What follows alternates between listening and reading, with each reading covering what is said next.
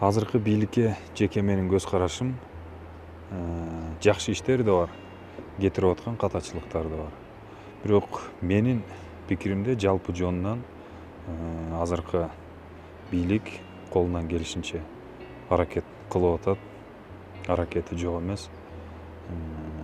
Катар дагы эле бир мисал айтсам, кече айылда болуп келдим. Ошол жерде инилерибиз бар, жаш бала, жаңы эле эми окууну бүтүп армиядан эметип. Анан бир тааныш дос баласы Баткенде границада служба кылат экен. Сүйүнүп айтып бериптир, айлыгым 80 000 сом деп. Мындай жакшы нерсе чынында болуп көргөн эмес да. Границада служба кылган адам 80 000 сом. Бул практически $1000 жакын деген акча. Жаман акча эмес, Кудайга шүгүр. Албетте, адамды бийик кылса болот. Азыркы бийликтин өзгөчө коргоо жаатына басым жасап атканын дагы мен туура деп эсептейт элем.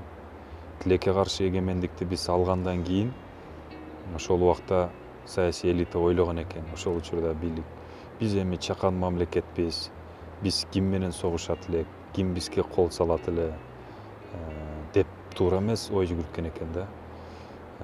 Белгилүү Наполеон айткандай, хочешь мира, готовься к войне дегендей, сөзсүз түрдө 1000 жакшы коңшулардын тегерегинде жашасаң дагы, %100% сага эч ким кол салбайт деп уверен болсоң дагы күчтүү армия болуш абзел экен.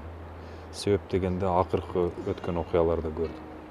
Ошол учурда эгемендикти биз алгандан кийин канча деген курал жарактар, вертолеттор, тик учактар сатылды го. Кылмыш иштери дагы козголду го.